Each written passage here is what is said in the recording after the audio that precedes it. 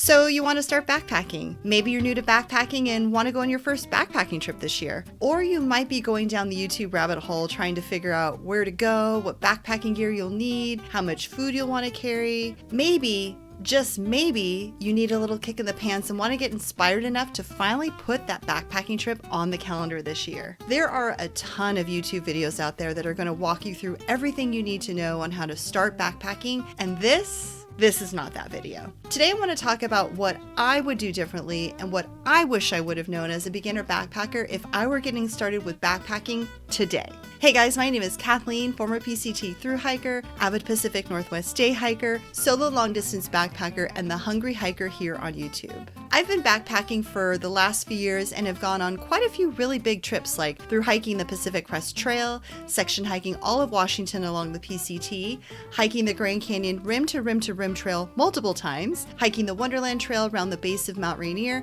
and through hiking the John Muir Trail. Over the last few years, I've made a ton of mistakes and have had quite a few learning lessons along the way. One of the awesome things about backpacking is that there's no one right way to do it. It doesn't matter if you're a beginner backpacker or if you've been backpacking all your life. There's always something new to learn. You never really know all there is to know about backpacking because with each trip you go on, you're constantly learning from the last one to make the next trip even better. Every time I come back from a backpacking trip, I'm constantly fine-tuning my trip planning process, the food I bring with me, and the backpacking gear I use. Backpacking is a constant work in progress, but with each trip I go on, backpacking just keeps getting better and better. So instead of overwhelming you with all of the beginner backpacker basics like trying to figure out where you're going to go, who you're going to go with, what you need to bring, and when to go on your backpacking trip, let's dial it back by talking about some of the mistakes I made when I first started backpacking. If this is something you're excited about, click the like button and be sure to subscribe for more new videos each week. And this is the place to be to learn about backpacking, get backpacking food ideas, and tips on how to plan your next backpacking trip. I help women all over the country go from feeling scared and intimidated about backpacking to feeling comfortable with planning their own backpacking trips so that they feel confident getting out on trail for either their first or next solo or group backpacking adventure through my online backpacking program for women, the Confident Solo Female Backpacker System. Click the link in the video description box below to learn more about this program I've put together and how I can help you turn your backpacking goals into a reality this year. Okay, here are the 10 mistakes I made as a beginner backpacker and wish I would have known when I first started backpacking. Trust me, I've made way more than 10 mistakes as a beginner backpacker, but these are the 10 big mistakes I wish I would have known if I were starting backpacking today.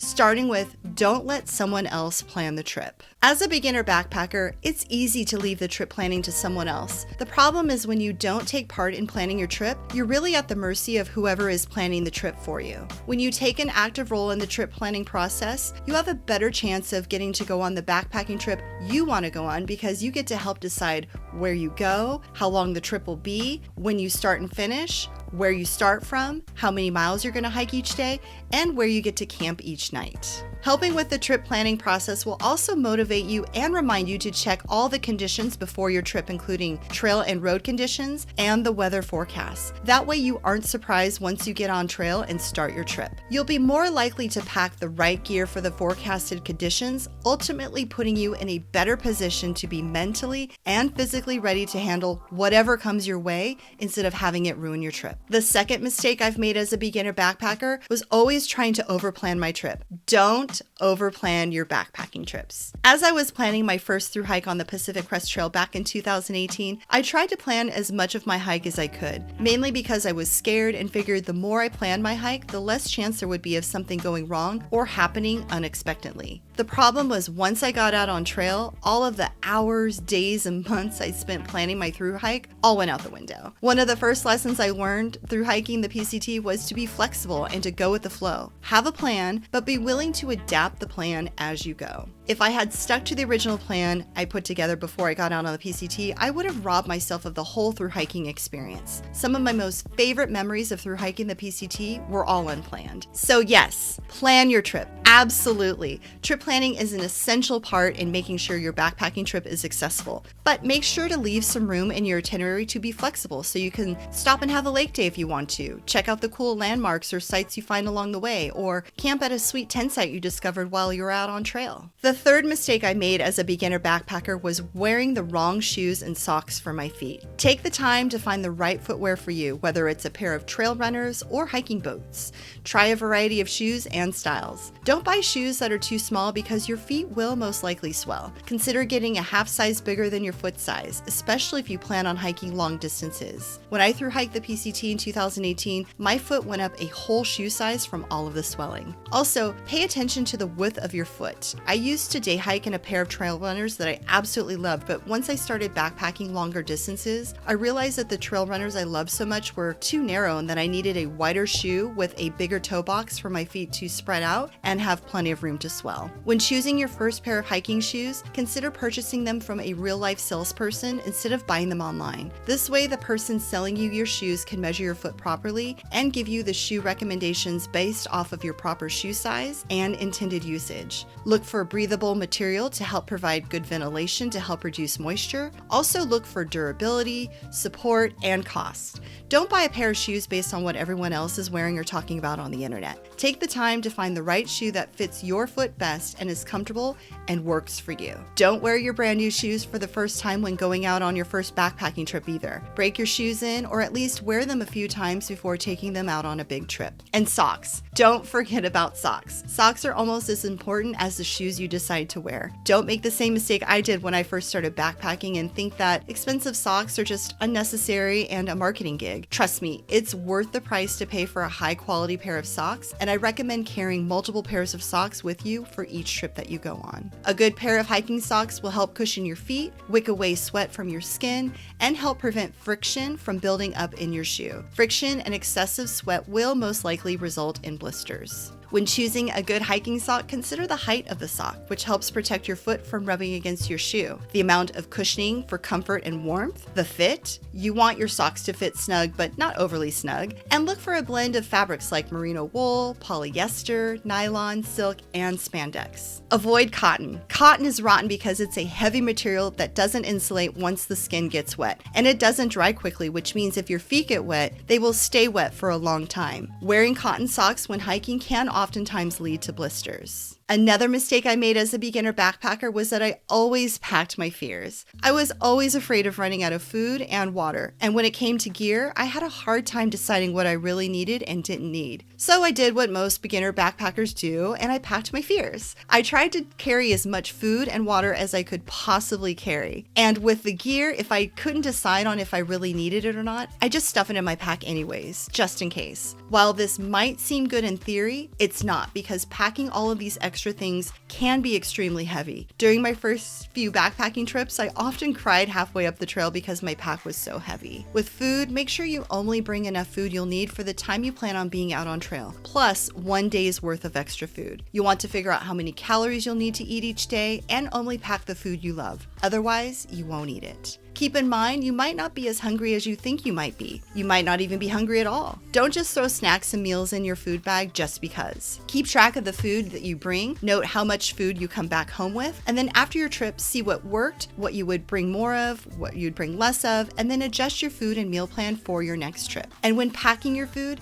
take your food out of the original packaging, get rid of all the extra packaging, and repack your food in smaller bags or containers to help save space, weight, and the trash you carry in your pack. A mistake I made over and over again as a beginner backpacker was packing too much water. I was always afraid of running out of water, so I'd carry a 3-liter water reservoir, but I would barely be halfway through the water I had in my pack by the time I'd make it to the next water source. A liter of water weighs 2.2 pounds. This means I would carry over 6 pounds of water, plus all of the food and gear I had in my pack. Part of your trip planning process should be to make sure you pack a water filtration system so that you can treat drinking water throughout your trip and look ahead on the trail map and see where the nearby water sources are. Try to carry only the water you need in order to get you to the next water source. Don't carry more water than you need to, especially if there's plenty of water sources along the trail. Once I get to a water source, I start by cameling up, which means I drink a liter of water at the water source. Then I filter however much water I think I'll need to get me to the next water source. The only time I carry extra water is if I know I'm staying at a dry camp that night, which is a tent site that doesn't have a water source nearby. When it comes to packing gear, as a beginner backpacker, I was notorious for overpacking clothes. I would pack multiple outfits to hike in just in case if my clothes got dirty. Spoiler, clothes are heavy and you will get dirty, so you might as well save the weight and wear dirty clothes when you're out hiking. The only clothes I carry in multiples are underwear and socks. I have one outfit I hike in,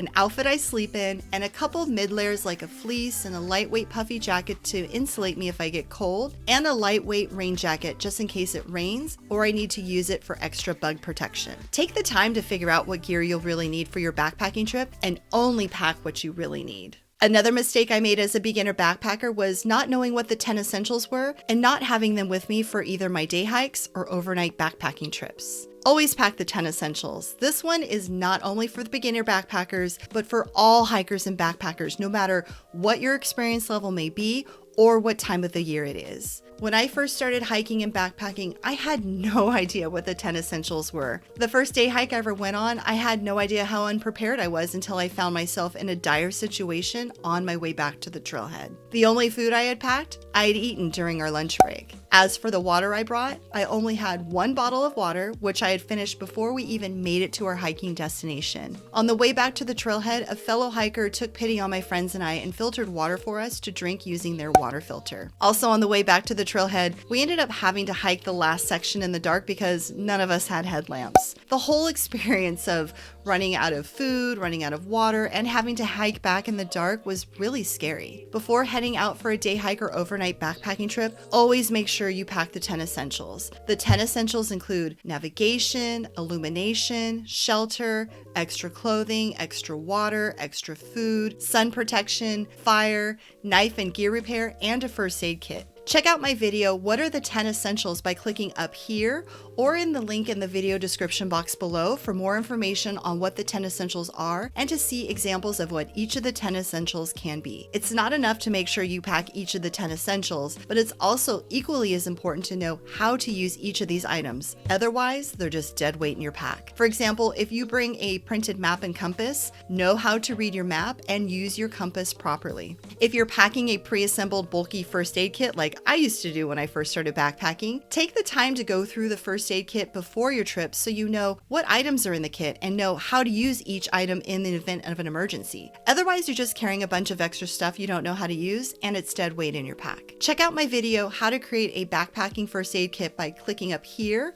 or in the link in the video description box below if you're interested in learning how to put together your own backpacking first aid kit. When it comes to navigation and backcountry first aid, I highly recommend taking a wilderness navigation class and a wilderness first aid class. These types of classes will help you start building up your strong skill set of valuable backcountry skills you'll want to have when backpacking in remote areas. The sixth mistake I made as a beginner backpacker was not trying out backpacking gear before I bought it. I bought so much backpacking gear I thought I needed and never used, and the first two packs I bought myself weren't even the right size for my torso and were way too big for what I needed them for. If you're just getting into backpacking, you don't need to have the nicest, newest, lightest, most expensive backpacking gear right away. In fact, you really don't have to buy anything at all. Start with using what you have and then add new gear as you get more backpacking experience. If you don't have anything, try out gear before you buy it. Borrow gear from friends. Find a local gear library to rent or borrow gear from. Rent gear from an outdoor retailer.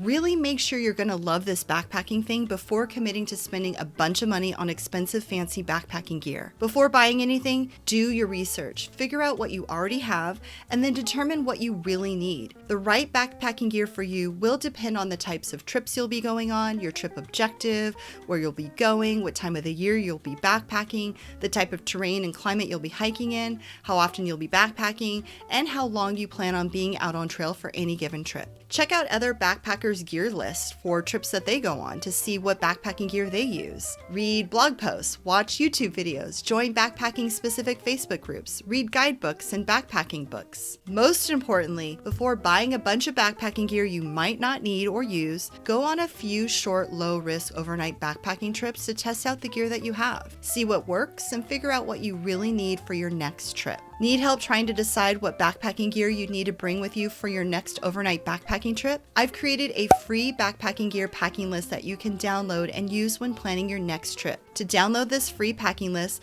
click the link up here or in the video description box below. This packing list is comprehensive, so you won't need to take all of these items with you on each trip, but it will give you a good idea on the type of gear you might want to bring depending on the type of backpacking trip you're planning for. Once you figure out what backpacking gear you'll need, look into cost-effective gear options. This can include online resale websites and Facebook groups like Craigslist, OfferUp, or Facebook Marketplace. Consider buying last season's model or colors through outdoor retailer discount sites, or shop for gear in opposite seasons. Look into gear trades and consignment shops. Watch for end of the season, annual, or anniversary sales at outdoor retailers. Shop clearance racks. Shop at outdoor retailers who offer generous return policies like REI. This way, if you purchase a piece of gear that doesn't work for you once you've had a chance to try it out, you're not stuck with it and you can return or exchange it for something that will work for you. When you are ready to invest in backpacking gear, consider investing in the big four: your pack, shelter system, sleep system, and your footwear. Everything else, you can look for a cheaper option. There are a couple pieces of backpacking gear I wish I had bought sooner. One was a satellite messenger with two-way messaging. I have the Garmin InReach Explore Plus, and it's the one piece of gear I wish I would have had when I first started solo backpacking. When I thru-hiked the PCT in 2018, I had a PLB, or a personal locator beacon, which in the event of an emergency would send an emergency signal to a local search and rescue team who would then hopefully come find me. I opted for the PLB because it was cheaper than a satellite messenger, but it didn't have two-way messaging. This means I had no way to communicate the nature of my emergency to first responders or reach out to family and friends to let them know if I was running a day or two behind when I was out on trail by myself in remote areas where there was no cell or Wi-Fi service. There was a time when I was hiking through the Sierra section of the PCT by myself during my thru hike, and I was running a couple days behind. I had no way to let my mom know that I was okay. By the time I made it into town and was able to contact her to let her know I was okay, she told me that she was close to calling search and rescue to have them come find me. Having a satellite messenger is a big investment, not only in the device itself, but also the monthly subscription that's required to use the device when you're out in the backcountry. But it has provided so much peace of mind, not only by helping to ease some of my own fears when I'm out on trail backpacking solo, but also for my friends and family at home who worry about me when I'm out there by myself. If anyone at home is worried about me, they can track me on the map I share with them before my hike to see where I'm at, and also send a message when I'm out on trail to see how I'm doing out there. Also, when I first started backpacking, I couldn't believe I thought I could get away with not needing an inflatable sleeping pad. Luckily, my friend who I went on my first backpacking trip with insisted I bring one and had me borrow one of hers. I completely underestimated the importance of needing a warm and an insulating sleep system. I was really thankful I had that inflatable pad with me on that trip because it ended up being really windy and it snowed on us while we were out there. I can't imagine how cold I would have been without that sleeping pad. Another rookie move I made with backpacking gear was thinking I needed a two-person tent when I first started going solo backpacking. I thought I needed the extra space to keep all of my gear inside and to spread out if I needed to. What I didn't realize was the bigger the tent, the more space that needed to be warmed up on those really cold nights. I've been using a freestanding one-person tent for the last couple of years, and it is more than enough room for me and to keep all of my gear inside if I want to, and there's less space inside to warm up, so I stay warmer in my tent on those really cold nights. Another mistake I've made as a beginner backpacker and continue to make even as an experienced backpacker was sleeping with my food at night. Internet, don't come after me. Trust me, I have learned my lesson. Don't sleep with your food. Something a lot of PCT thru hikers won't tell you is that many hikers sleep with their food at night instead of storing their food outside and away from their tent in a proper fashion. I used to be one of those hikers, mainly because I didn't know better. That is until the one time I had a bad run-in with some mice in the middle of the night at a tent site. At the time, I had my food stored in a bear-proof, rodent-proof food bag and kept it just outside my tent. What I didn't realize was that I'd forgotten about a couple of the snacks I'd left inside my tent. I woke up to not one, but 2 mice running through my hair as I was sleeping inside my tent that night. They had chewed their way through the mesh of my tent and were scurrying around trying to get to the snacks I had forgotten about. The feeling of having 2 mice run through my hair is something I still, to this day, will never forget, and it will forever haunt me. Here it is, 1 a.m, pitch black, dark out. I had to stumble around in the dark to find my headlamp, and then threw everything that was inside my tent out just to get these stupid mice out of my tent. I found the snacks the mice had been after, put them in my earth sack, and then I threw my earth sack as far away from my tent as I could. Then I grabbed some tenacious tape and closed up the hole the mice had chewed their way through. This was also the night where I had to get up at 4 a.m. in order to get to my intended destination the next day.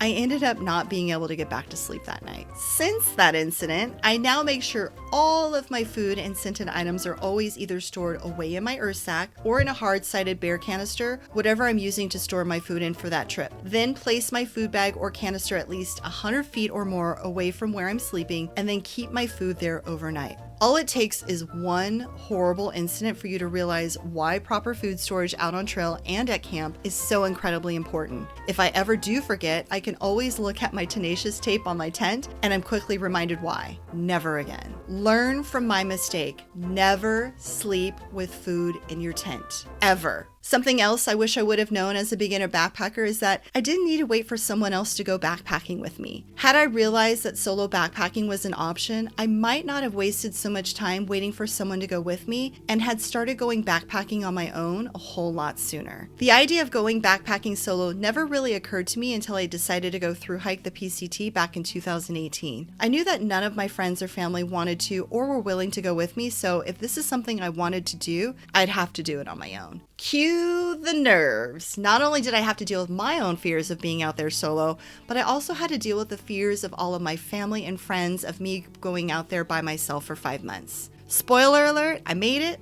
It was awesome, and now here it is almost 5 years later, and solo backpacking is actually my preferred method of travel out in the backcountry. I'm here to tell you, whether you're a beginner or a well-seasoned backpacker, if you have any sort of desire to try backpacking alone, do what you can to get out of your own way and give it a try. It wasn't easy, and it took me a lot of backpacking trips and plenty of miles before I felt comfortable sleeping out on trail alone. But I can't even begin to tell you the incredible confidence boost solo backpacking has given me over the years. There's no reason why you have to wait for someone else to go backpacking with you. If you want to go and don't want to work around someone else's schedule, then plan your trip yourself and go. Which leads me to my next point. Stop wasting your time trying to figure it all out on your own. I spent way too much time learning the hard way and making countless mistakes, going down the rabbit hole of watching a bunch of YouTube videos, reading blog posts, and digging through various backpacking and guidebooks, trying to figure all this stuff out on my own to see what would actually work for me. When I first started getting into backpacking, I wish I had one place online where I could log into to get all of my questions answered, and a place to go where I could build up my confidence with planning and preparing for my upcoming backpacking trips. I wish there had been one resource that would help me get all of my backpacking gear sorted out instead of wasting a bunch of money buying things I thought I needed and ended up not using. I even craved finding a community of like-minded women who were just as excited about hiking and backpacking as I was, and would talk to me and answer questions I had about hiking and backpacking, because honestly, my friends and family were sick of hearing me talk about this stuff all the time. Also, how cool would it be to have a community of like-minded women to be inspired by and even meet in person to go hiking and backpacking with when my friends couldn't go with me? This is why I created the Confident Solo Female Backpacker System. The Confident Solo Female Backpacker System is a comprehensive, self-paced, online backpacking program for women designed to help you go from feeling scared and intimidated about backpacking to feeling comfortable with planning your own backpacking trips. Whether you're a beginner or a well-seasoned female backpacker, this program will walk you through step-by-step everything you need to know in order to plan, prepare, and build up your confidence to comfortably go out for either your first or your next backpacking trip.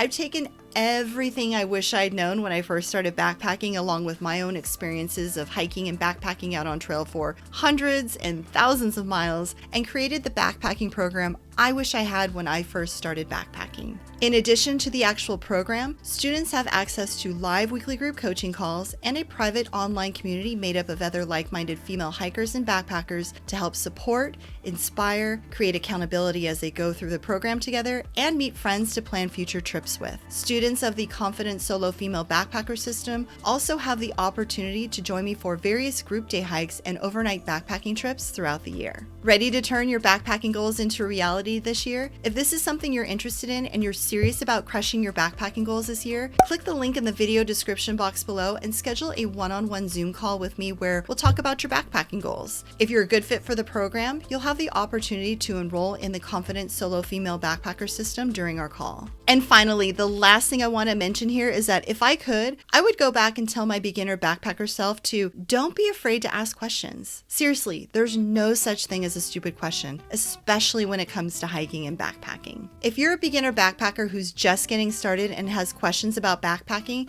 type them down in the comments below so I can help you out. Who knows? Your question might even inspire me to make a future video for my YouTube channel. Remember, we all started out as a beginner backpacker at one point. Even as an experienced backpacker, I'm still constantly learning new things about backpacking with every trip I go on. The only way you're going to build up your confidence to go out for your first or your next trip is to hopefully learn from my mistakes and ask questions you have that come up along the way. How else are you going to learn this stuff? I hope by sharing with you what I wish I'd known when I first started backpacking, you won't have to make these same mistakes and are now more inspired than ever to want to start planning your next backpacking trip. If you like this video and got some value out of it, give it a thumbs up. Don't forget to subscribe to my YouTube channel for new videos every week and hit the bell icon to get notified every time new videos are posted. Thanks for watching, and I'll see you in the next one. Happy trails and keep on trucking.